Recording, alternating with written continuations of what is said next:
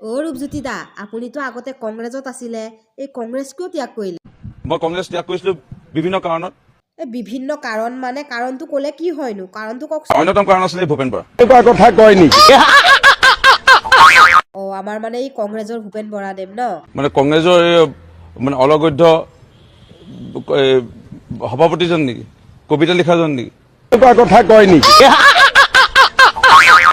আপুনিহে জানিব সেইজন কোন ভূপেন বৰা মই কি জানো চক তেওঁৰ কথা মোক নুসুধিব, মই আগতো আপোনালোকক কৈছো। আপুনি আগতে কংগ্ৰেছত আছিলে কাৰণেহে সুধিছো সুধিলে কি হয়নো আপোনালোকো ব্যস্তপূৰ্ণ, আমিও ব্যস্তপূৰ্ণ। মই তেতিয়াও উমান পাইছিলো যেতিয়া যোনদিনাখন ভূপেন বৰাই সভাপতি হ'ব বুলি গম পাইছিলো। মই কংগ্ৰেছ ত্যাগ কৰিছিলো বিভিন্ন কাৰণত আৰু অন্যতম কাৰণ আছিলে ভূপেন বৰা। কাৰণ ভূপেন বৰা যিজনে বিধায়ক দুবাৰ হাৰিছে, সাংসদ হাৰিছে, যিজনৰ জনপ্ৰিয়তা নিজৰ সমষ্টিতে নাই, তেওঁ অসমৰ যদি 126টা সমষ্টি উদ্ধাৰৰ কাৰণে সভাপতি হয়, এতিয়াতো আৰু অবাস্তৱ এটা মানে বিষয় লৈ পেলাই তেখেতক সভাপতি দিলে। ভূপেন বৰা যেতিয়ালৈকে থাকিব কংগ্ৰেছটো শেষ। কংগ্ৰেছ নামৰ কিতাপত আমি এই মিউজিয়ামত ৰাখিব পৰা, কোনোবাই কৈ আছিলে এই মিউজিয়ামত ৰাখিব পৰা কংগ্ৰেছ এনেকুৱা আছিলে দল, কংগ্ৰেছৰ সভাপতি এনেকুৱাকৈ আছিল, এই কথাবোৰ আহিব। এনেকুৱা কথা কয় নেকি? অ মামা এই আমাৰ অখিলদাৰ টোপনি নহা হৈছে আৰু অখিলদাৰ যে এটা নহয় দুটা ফোন লৈ ৰৈ আছে নহয়। মই নাজানো। এই কাৰণো অপেক্ষা দুটাকে মোবাইল লৈ আমাৰ অখিলদাৰ ৰৈ আছে, টোপনি নহা হৈছে। সৰুৱা ভিডিঅ'টো চাই লওকচোন। মই নাজানো। এই ভিডিঅ'টো চালেহে জানিব, ভিডিঅ'টো চাই লওকচোন। সদায় জীৱনত এটাই ফোন নহয় নে নহয়, আজি দুটা লৈ আছো। মোৰ PF ফোনটোও লৈ আছো, মোৰ ফোনটোও লৈ আছো। ফোন কেতিয়া আহিব?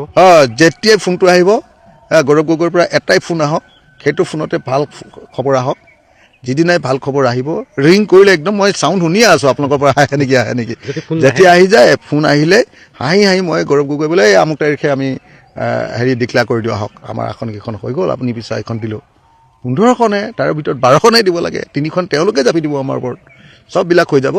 গতিকে অকল গৌৰৱ গগৈ ফোনটোৰ কাৰণে অপেক্ষা ৰৈ আছো। এতিয়া ফোন আহিব, মই আপুনি নিজে দেখিছে মই একদম ভালকে টোপনিয়ে নধৰা হৈছে, আপোনালোকে জানে ভালকে টোপনিয়ে নধৰা হৈছে গৌৰৱ গগৈ ফোনলৈ অপেক্ষা কৰি থাকোঁতে।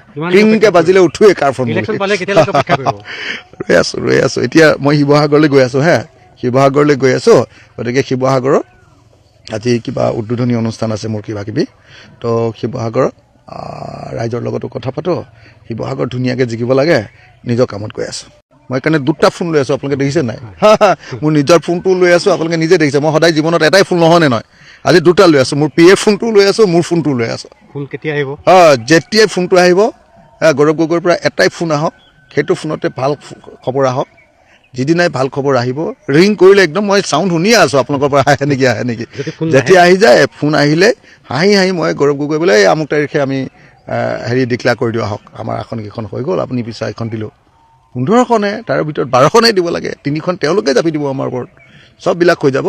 গতিকে অকল গৌৰৱ গগৈ ফোনটোৰ কাৰণে অপেক্ষা ৰৈ আছো। এতিয়া ফোন আহিব, মই আপুনি নিজে দেখিছে মই একদম ভালকে টোপনিয়ে নধৰা হৈছে, আপোনালোকে জানে ভালকে টোপনিয়ে নধৰা হৈছে গৌৰৱ গগৈ ফোনলৈ অপেক্ষা কৰি থাকোঁতে।